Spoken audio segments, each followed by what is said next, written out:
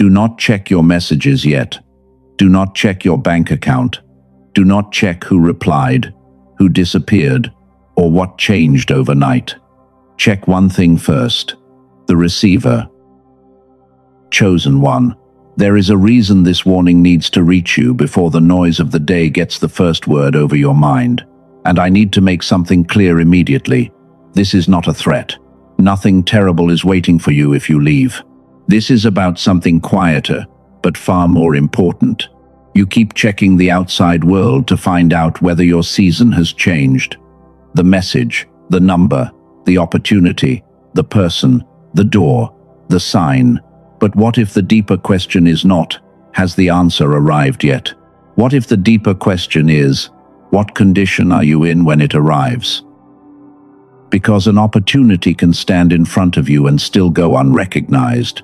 The right idea can enter your mind and disappear beneath 10 other thoughts. Wisdom can reach you at the right moment, but fear and exhaustion can bury it before you act. That does not mean you lost your gift. It does not mean your intelligence disappeared. There is a pattern underneath this. In a moment, I am going to give it a name. Then I will show you why searching harder for signs can sometimes make clarity worse. And later, we will connect this spiritual problem with a neurological question about what happens when the mind stops working like scattered pieces and begins working together. But first, notice what happens in the first minutes of your day. Your eyes open, your hand reaches, your screen lights up, and before you have chosen what deserves your attention, something outside you has already chosen what you will feel. A message creates hope. Silence creates doubt. A number creates relief. Another number creates fear. This is the first breakthrough. The first thing that changes your state can shape everything that comes after it. Not because your phone controls your destiny, but because attention is easier to direct before it becomes crowded. So, before you check what changed outside you, notice what is happening inside you. Ask yourself one simple question: what state am I checking from? Are you calm? Are you afraid? Are you trying to prove something happened overnight? Are you searching for permission to feel safe? That question gives you back something powerful: choice. You do not need to stop using your phone. You do not need to fear information. You only need to stop giving every new signal the authority to define your inner condition. This is where discernment begins. It begins before the message, before the number, before the news, before anyone else gets the first word. If this is landing with you, write this in the comments. I check the receiver first. Do not write it as a slogan.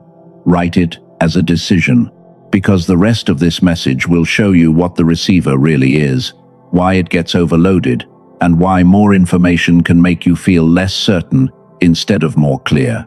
And there is one more reason to stay with me. The behavior you see on the surface is only the beginning. The checking is not the deepest problem. The deeper problem begins when information reaches you, but never becomes clarity. You just saw the surface pattern. Now we need to name it. I call it the first check trap. It happens when outside information gets to define your internal condition before you consciously choose one. The phone is not the enemy. The trap is the automatic surrender of attention. Think about the sequence. You wake up with no new evidence yet. Then you check a message, an account, a comment, or a person. Within seconds, your emotional state moves. Hope rises, fear enters, comparison begins, and suddenly the day feels different, even though almost nothing in your actual life has changed. That is why checking can feel like control while quietly doing the opposite. You think you are gathering information, but sometimes you are handing your piece to whatever appears next. This does not mean you are weak. It does not mean your faith is failing. It does not mean God is punishing you. It means your attention is valuable, and repeated checking can fill it with signals before you have decided which signals actually deserve meaning. Here is the shift. Before asking what changed, ask what state you are bringing to what changed. If you are already afraid, neutral information can look threatening. If you are desperate for confirmation, ordinary events can look like signs. If you are exhausted, a small delay can feel like a permanent answer. This is why discernment requires more than receiving information. It requires enough inner space to interpret information without immediately becoming controlled by it. You are not trying to become emotionless. You are learning to notice the difference between a signal and the reaction that follows it. Try this in the morning. Before the first check, give yourself one brief moment. Notice your breath. Notice the pressure in your body. Notice the story your mind is already preparing. Then ask, what am I hoping this screen will tell me about myself today? That question can expose the trap quickly. Maybe you want proof that someone still cares. Maybe you want proof that money is moving. Maybe you want proof that your prayer is working. Maybe you simply want relief from uncertainty. Once you see the need underneath the checking, the behavior loses some of its power. And this is where many people misunderstand the problem. They think the answer is to check more carefully. They search more pages. They watch more videos. They ask more people. They collect more signs. But adding more signals does not guarantee more clarity. Sometimes it creates a thicker layer of noise around the thing you actually need to see. If you are still here, you are probably not looking for another prediction. You are looking for understanding. That matters. Because a person who understands the mechanism has more power than a person who keeps reacting to every new signal that appears. So, remember the first lesson. Checking is not the same as knowing. Information is not the same as guidance. And reaction is not the same as discernment. The goal is not to escape the world outside you. The goal is to meet it from a state that belongs to you. But the first check trap is still only the surface.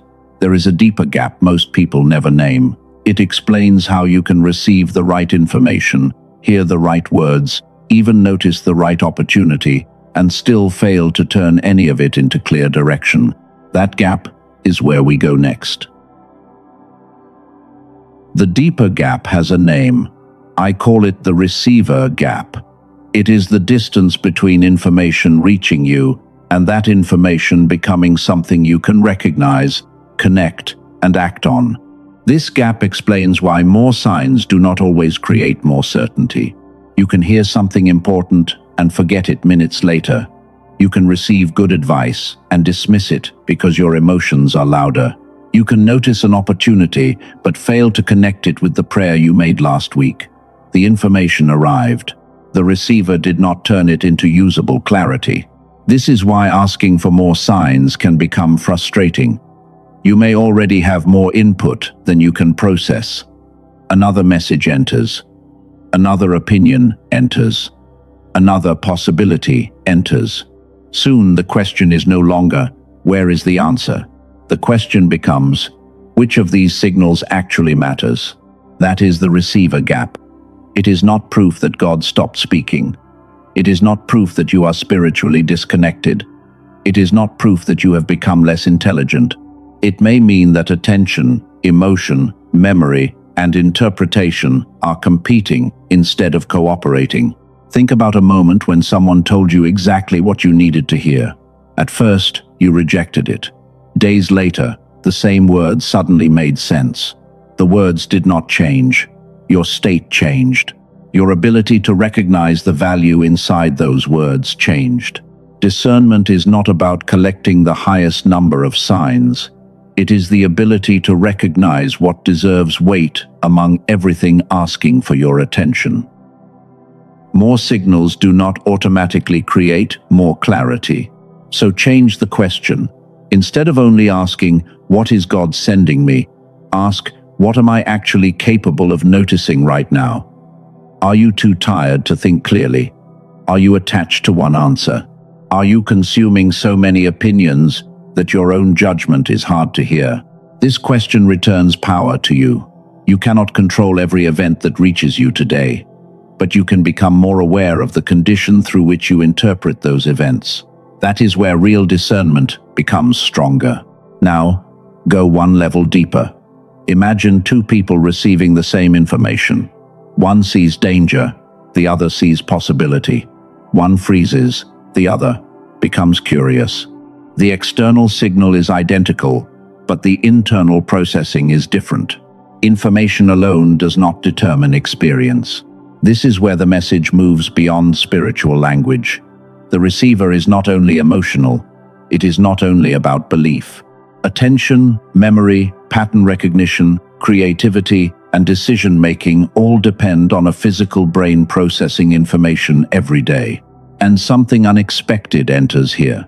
Many people who say they lost their clarity remember a younger version of themselves who felt quicker, more creative, more curious, and less mentally divided. They wonder where that person went. Maybe you have asked that too. Maybe you have thought, I used to feel sharper than this. I used to trust my ideas. What if that part of you is not gone? What if it has simply become harder to access in the state you have been living in? That question changes the direction of the search. Instead of chasing endless new signals, you begin asking how the receiver itself can become clearer.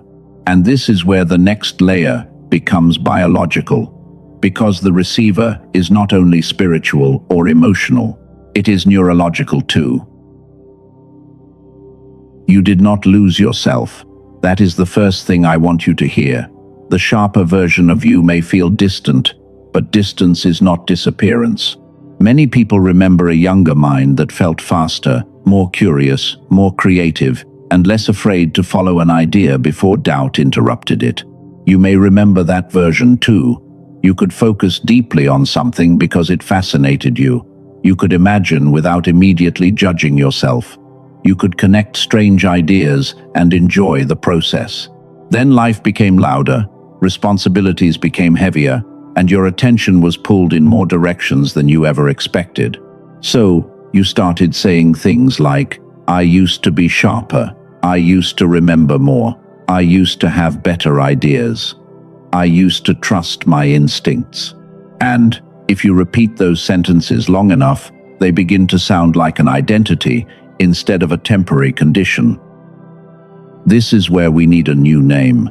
I call it the divided receiver. It is the state where attention, emotion, memory, logic, and intuition stop feeling coordinated. You can still think, you can still function, but everything feels slightly disconnected, and even simple decisions require more effort than they used to. That does not mean you became less valuable. It does not mean your mind is permanently damaged.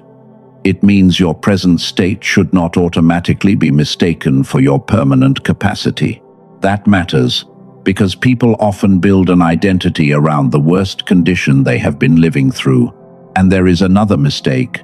When clarity fades, most people try to force it back with more effort. They push harder.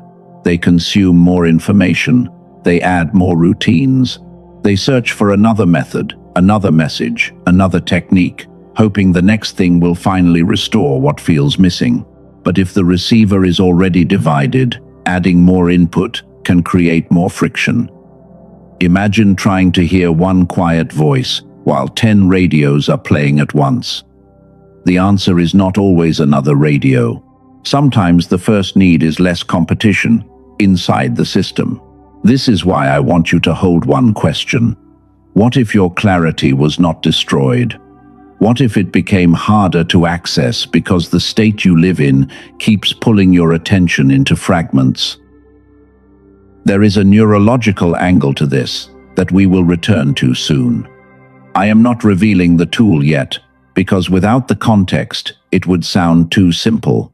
Attention, memory, creativity, and decision-making depend on systems working together. And when people describe feeling mentally scattered, they often describe the experience of disconnection. One thought pulls left, another pulls right. Emotion interrupts logic. Fear interrupts intuition. The day becomes a chain of reactions instead of a coherent direction. Now, imagine the opposite. You wake up without immediately surrendering your state to the screen. An idea arrives, and you can stay with it. A conversation happens, and you hear what is actually being said. A decision appears, and you do not need 20 opinions before you can examine it clearly. That future is not about becoming a different person. It is about creating better conditions for the person already there. And that is why the next mistake matters so much. Once people notice the problem, they usually respond by adding more. But sometimes more is exactly what keeps the receiver divided.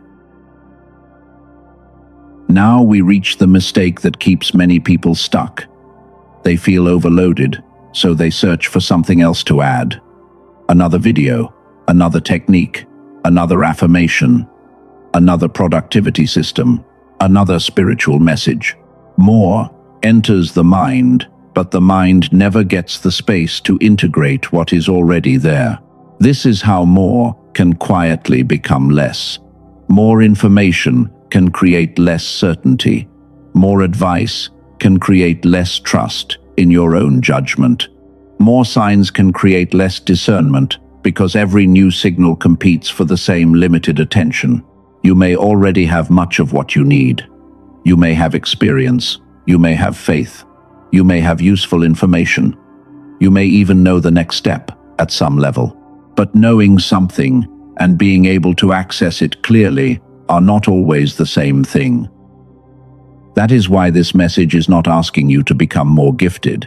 It is asking you to stop treating your current state as your permanent capacity.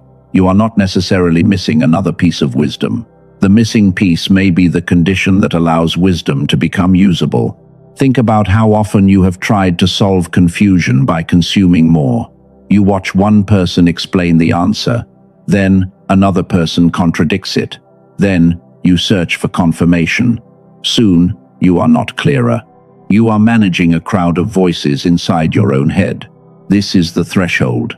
At some point, the problem stops being lack of input. It becomes lack of integration. And when that happens, the smartest move is not always to add. Sometimes, the smartest move is to create the conditions where what you already have can finally work together. If you are still here, notice what that says about you. Most people want another prediction. You stayed for the mechanism. You are not just asking what will happen next. You are learning how to recognize what matters when it happens. That is a different identity. It is the identity of a discerning person. Someone who does not need every signal to become a command. Someone who can pause, examine, connect, and choose. Someone who understands that clarity is not created by panic. And now we return to the question I opened earlier. Why do so many adults say they once felt more creative, more mentally alive, and more connected to their ideas? There is a biological layer to that question, and it matters because the brain is not one single undivided process. The important point is not a simplistic idea that one side of the brain is creative while the other is logical. Human cognition is more complex than that. The deeper point is coordination. When systems cooperate well, thinking can feel more integrated. When attention is constantly fragmented, thinking can feel more effortful.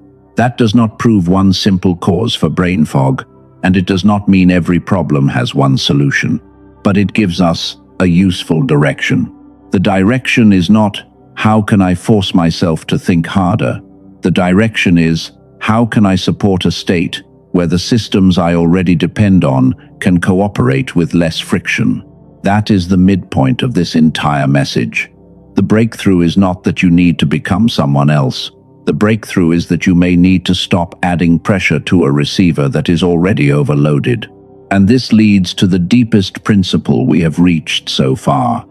Before addition comes restoration. Before another signal comes integration. Before another demand comes a better condition for receiving. Restoration before addition. Keep that sentence close, because it changes the way you approach the entire problem. If the receiver is overloaded, the answer is not automatically more discipline. It is not automatically another ritual. It is not another message telling you to push harder. Sometimes the first move is to reduce friction, support the state, give the mind a better chance to organize what is already there. That is a different approach from forcing yourself to perform while every part of you is pulling in another direction. This is where spiritual discernment and neurological coordination touch the same question. Not because science replaces faith, not because a brain mechanism explains every spiritual experience, but because the condition of your mind affects how you notice, interpret, remember, and respond to what enters your life. So, here is the why. You may not be suffering from a lack of signs. You may not be suffering from a lack of intelligence. You may be receiving life through a system that feels overloaded, divided, and constantly interrupted. Now here is the what. First, check the receiver. Second, reduce unnecessary noise. Third, support integration instead of adding more input. Fourth, interpret external signals after you have given yourself a more stable internal condition. That framework is simple, but simple does not mean weak. Simplicity matters here because the last thing an overloaded person needs is another complicated routine that becomes one more thing to fail at.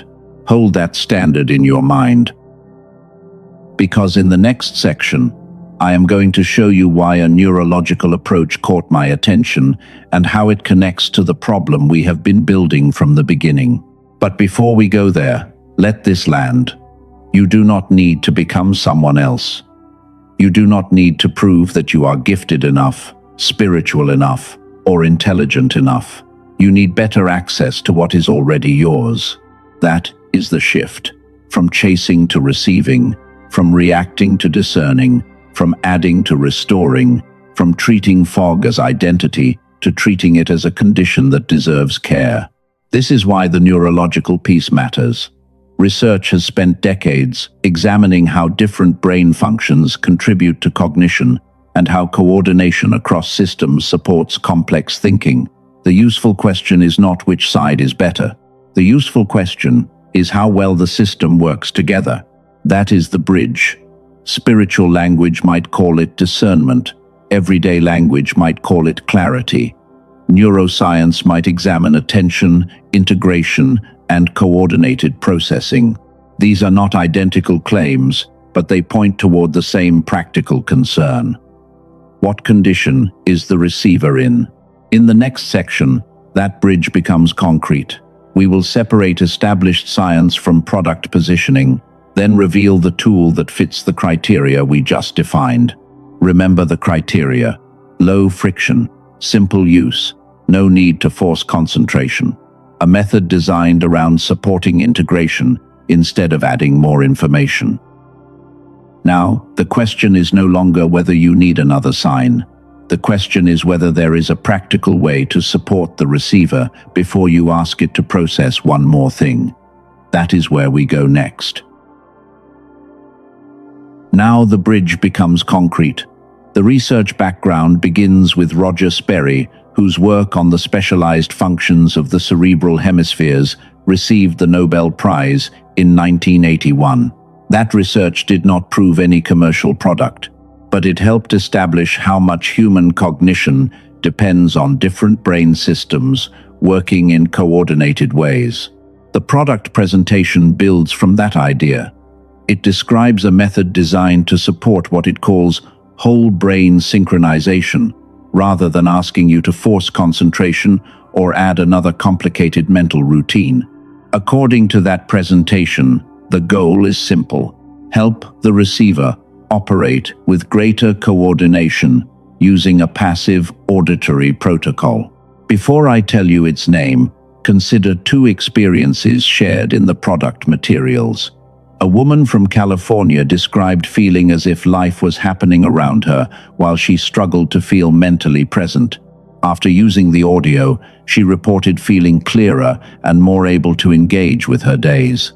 That is her experience, not a guarantee. A business owner from Texas described a different problem. His mind felt crowded, decisions felt heavier, and the fog had become so familiar that he almost stopped noticing it. He reported greater clarity after using the protocol. Again, that is a personal testimonial, not proof that everyone will respond the same way. The tool is called the Genius Switch. It is presented by Dr. Daniel Barone as a digital auditory sequence built around what the product calls neural sync technology. The physical routine is simple. Put on headphones, close your eyes, relax, and listen for 8 minutes each day. The product is not presented as a meditation program. It does not require mantras, journaling, visualization, or intense concentration. And the product materials specifically position it as different from generic soundtracks that focus on only one narrow aspect of brain activity. The claim is that this approach targets coordination at a whole brain level. This is not for everyone. It is for the person who recognizes that more information is not what they need right now. It is for someone who wants a low-friction way to support the condition of the receiver without turning clarity into another exhausting project. Now the practical details. The product page says, colleagues once discussed value as high as $500, while the listed price became $49. The current page lists the Genius Switch at $39. It also includes 4 digital bonuses: a guided visualization, a smart grocery shopping guide, a classic manifestation book, and a printable 5 habits infographic. The offer page also states that your purchase includes lifetime digital access and a money-back guarantee. Those terms matter because no honest person can promise that one tool will create the same experience for every listener. The guarantee gives you room to evaluate it for yourself. The current page says the $39 price may increase. That is the only urgency I want to place around this. No spiritual threat, no claim that God will punish you for waiting. Just the practical reality that an offer price can change. If the problem we have described feels familiar, and you want to examine the protocol for yourself, use the official resource linked in the description or pinned comment. Read the page, review the terms. Decide from clarity, not pressure. Now return to the deeper message, because the tool is not the source of your calling. It does not replace prayer. It does not replace judgment. It does not guarantee a miracle, a promotion, a relationship, or a sudden change in your circumstances. It is simply an optional tool for supporting the condition from which you receive and respond. That distinction protects everything we have built. The receiver matters, but the receiver is not the message itself. A clearer mind still needs wisdom. A calmer state still needs discernment. A useful tool still requires a person who is willing to choose carefully when the moment arrives. Imagine tomorrow morning for a moment. Your eyes open, but your hand does not immediately reach for the screen. You give yourself a little space first. You notice your state. You notice what your mind is carrying. Then you choose what deserves your attention instead of allowing the first notification to choose for you. An idea comes later that day. Normally you would dismiss it because another thought interrupts. This time you stay with it. You write it down. You connect it with something you learned weeks ago. You do not call it destiny. You simply recognize that clarity gave the idea enough room to become useful. Then a difficult conversation arrives. You still feel emotion. You still care. But you do not confuse the first emotional surge with final truth. You listen more carefully. You notice what was actually said, and you choose your response instead of letting your reaction choose for you. This is the future worth wanting. Not a life without uncertainty. Not a life where every sign is obvious. A life where you are less controlled by noise, more able to recognize what matters, and more capable of responding from a state that feels like your own. If the neurological restoration angle spoke to you, the official resource is still available in the description and pinned comment. You can examine it there. That is the last time I need to mention the tool, because the deepest point of this message was never a product. You stayed beyond the tool. That matters. It means you understood that the goal is not to purchase an identity. The goal is to become more deliberate about the condition from which you live. You are moving from the person who checks everything to the person who discerns. And there is another shift happening. The discerning person does not need to control every outcome. The discerning person needs enough inner stability to recognize what deserves action and what deserves patience. That is a stronger position than constant checking can ever give you.